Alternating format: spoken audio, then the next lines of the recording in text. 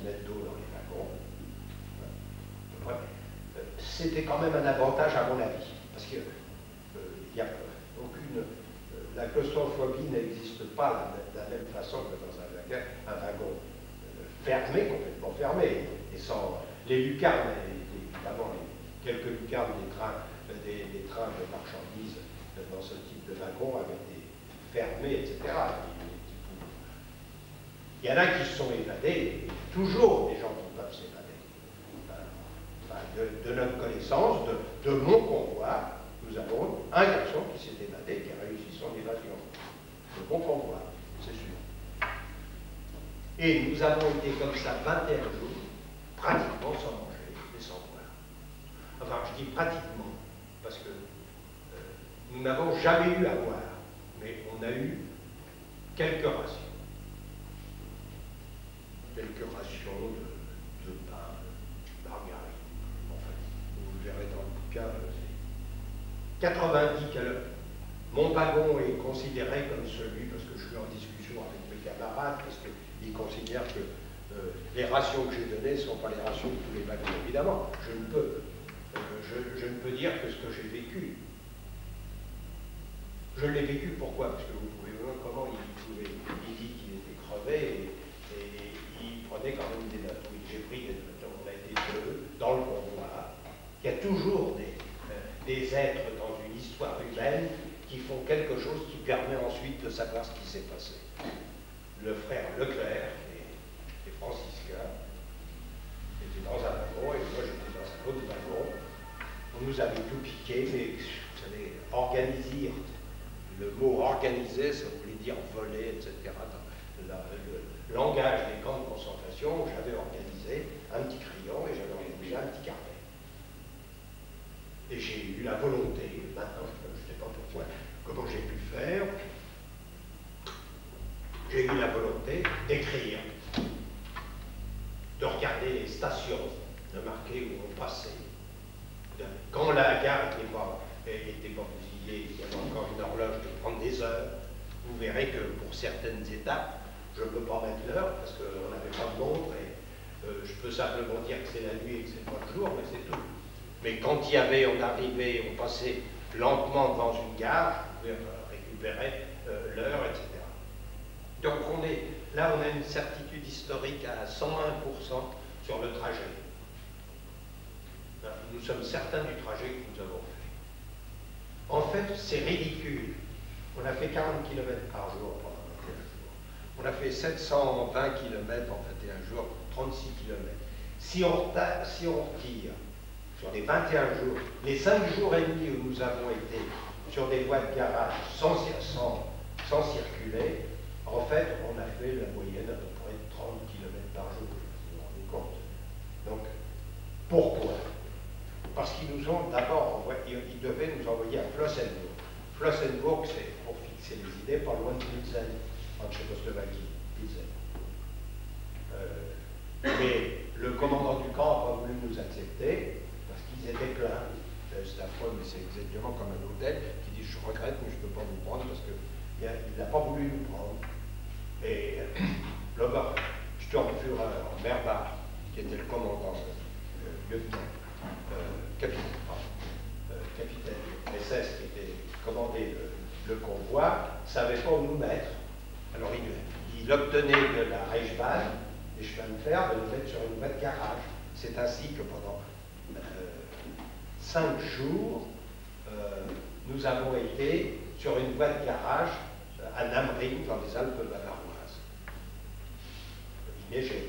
Alors les gens qui étaient dans les wagons couverts avaient quand même cette chance, mais nous, il faisait très froid, mais nous, là, mais comme le frère Leclerc dans son compte rendu, nous piétinions les cadavres qui nous servaient de chaises. On vivait sur les cadavres. Car ils n'avaient pas été évacués. Alors ils ont été évacués ensuite, puisque à Namring, là, 300 de nos camarades qui étaient morts ont été brûlés. Et on a laissé 500 autres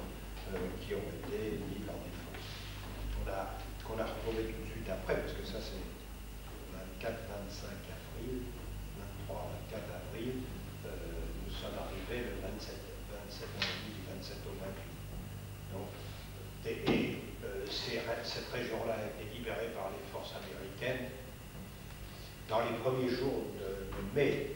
Donc, ça a été une révélation atroce pour les soldats américains. Atroce. Atroce parce que, d'abord, le type de l'Utah ou de Californie, il ne savait pas trop pourquoi il venait en Europe, mais il pensait qu'on lui avait dit qu'il ferait une guerre froide. Je crois que les officiers américains étaient honnêtes quand ils leur disaient on va libérer la démocratie, le monde libre, il faut faire. Et les gars l'ont fait. Il y a eu très peu de cas de désertion, de mutinerie dans l'armée américaine qui a débarqué. Très peu. Très peu. Et les types qui sont arrivés là, c'était affreux pour eux. C'était affreux parce qu'ils n'étaient pas du tout préparés.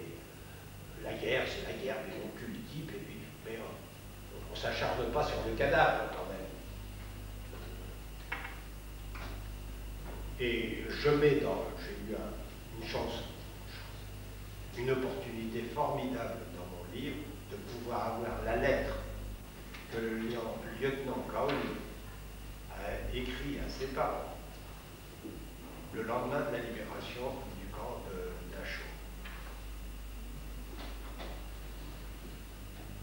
Il dit cette phrase affreuse. Si j'avais su ce qui se passait à Dachau, je n'aurais jamais fait de prisonnier. Donc j'aurais flingué tous les types qui y se rendaient. Je ne sais pas si vous vous rendez compte. C'est un homme équilibré, un jeune type, 24 ans, qui était étudiant, mais qui parlait parfaitement l'allemand, qui dans sa correspondance et de ce qu'on sait de lui, n'était pas du tout illuminé. Il était officier d'ordonnance du général Henning, qui a libéré le camp de Dachau. Par hasard, tous les camps ont été libérés par hasard. C'est aussi une autre chose. L'armée américaine n'était pas préparée du tout. Je ne sais pas si la CIA n'existait pas à ce temps-là, mais l'armée américaine n'était pas préparée du tout. Elle était préparée à faire la guerre, à gagner la guerre contre les Allemands, d'essayer de gagner la guerre contre les Allemands, contre les puissances de l'Axe, mais elle n'était pas préparée du tout à voir de ses propres yeux et à sentir l'odeur de cadavre, l'odeur de chair brûlée. Ils n'étaient pas prêts, à tel point que une compagnie, la première qui est arrivée à Dachau, ce qu'ils ont vu notre train qui était sur une voie de garage, celui qu'on avait quitté quelques heures avant, avec tous les morts à l'intérieur, etc. Je mets des photos dans mon livre.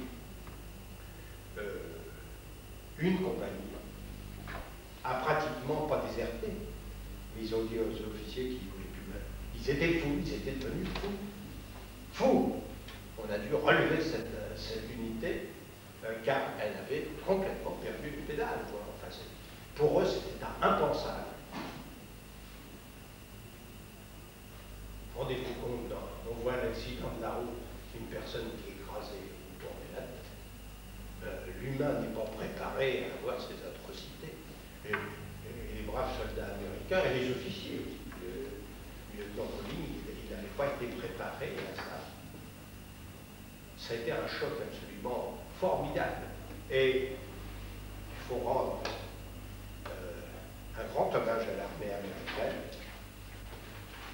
C'est que devant ces atrocités qu'ils ont constatées, ils n'ont pas fait aux Allemands ce que les Allemands avaient fait et nous avaient fait. Si, il y a eu des bavures. On a raconté des histoires absolument invraisemblables. C'est une machine extraordinaire, l'armée américaine. Dès le 6 mai, 7 jours après la libération du camp, il y avait des juges militaires américains qui sont arrivés et qui ont fait des enquêtes, car on avait dit que des soldats américains avaient fusillé des prisonniers, enfin, des SS qui s'étaient rendus, par dizaines, par centaines, certains avaient dit. Complètement faux. Il y a eu des bavures. 17. devant les atrocités qu'il voyait, il y a 17 types, il y a 17 SS qui ont été tués alors qu'ils s'étaient rendus.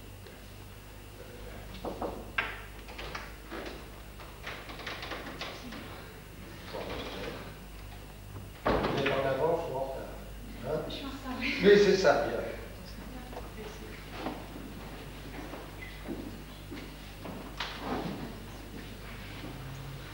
Quand vous retirez à un homme ou à une femme, quand vous retirez à un homme ou une femme, c'est vêtements, quand vous lui rasez la tête, encore plus dur, je dirais encore plus dur pour une femme que pour un homme, parce que bon, ça ne m'a pas meurtri particulièrement d'être rasé et d'être tendu, parce que j'avais été un peu court dans l'armée, mais que vous avez vous rendez des vêtements que vous avez eus quand vous étiez dans le civil, qu'on vous donne des loques, des choses sales, dégueulasses, plus que dégueulasses, infâmes, et qu'il faut vivre avec ça. Et qu'ensuite, on ne vous donne pas à manger, que vous êtes entassés dans des baraques. Et quand on était 3 par chalis, quand un type voulait se tourner, les 2 autres devaient se tourner. Généralement, quand vous êtes dans votre lit, vous pouvez vous retourner maintenant. Que vous devez à tout moment faire attention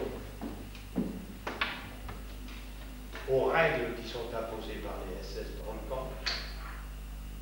Ça paraît des choses idiotes. Je n'ai jamais regardé un SS dans les yeux.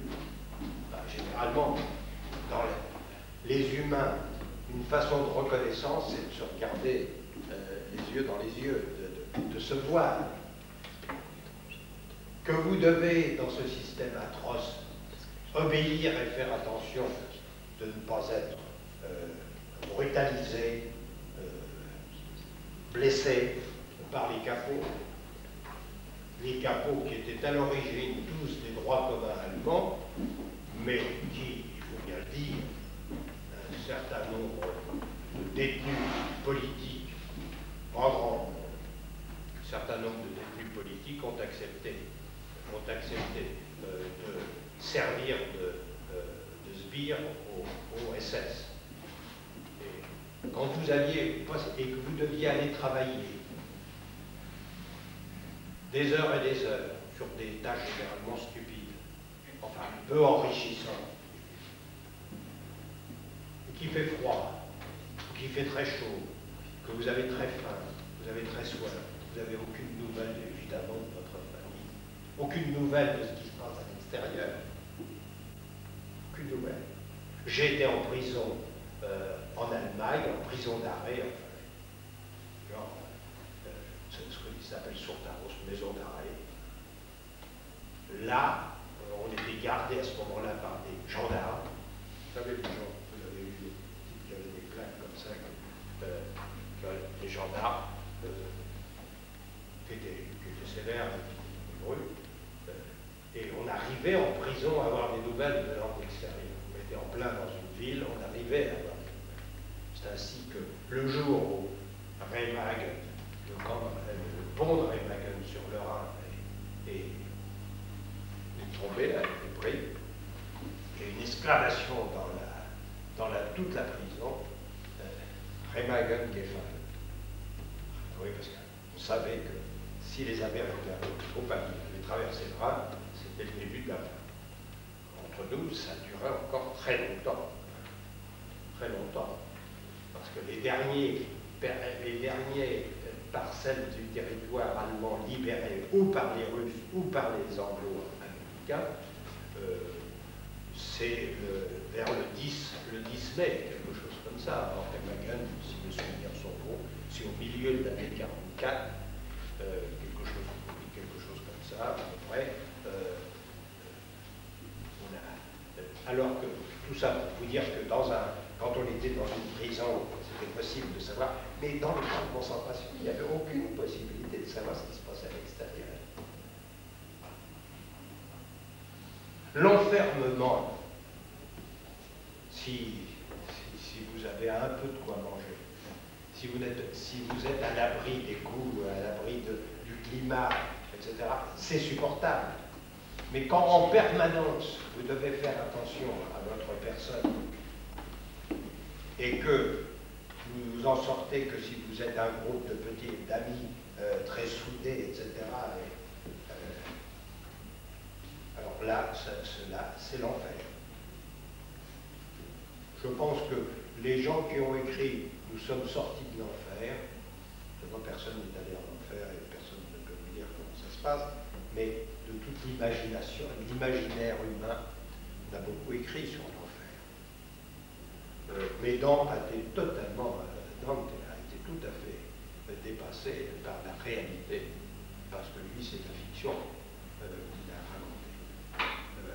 Tandis que là, on l'a vécu. Alors, est-ce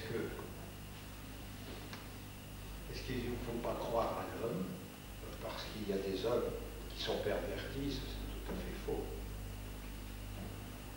Dans la trame de l'histoire de l'humanité, je pense que le professeur d'histoire en a parlé, il y a eu des pages glorieuses, quelques pages qui ne sont pas très dignes, pas loin de chez nous, que ce soit l'Inquisition en Espagne, la Saint-Barthélemy, les dragonnades, les guerres des Huguenots, et enfin, tous les peuples ont à balayer devant leur porte, mais d'une façon générale. L'homme s'est conduit à travers les siècles d'une façon décente. Oui, il y a eu des pogroms en Russie, des descentes dans des villages juifs, etc., il y a des discussions. Et puis on peut prendre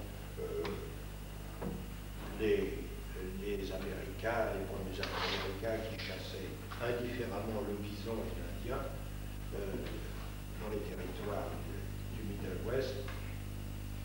Oui, il y a des choses qui ne sont pas belles. Mais à côté, il y a eu tellement de choses.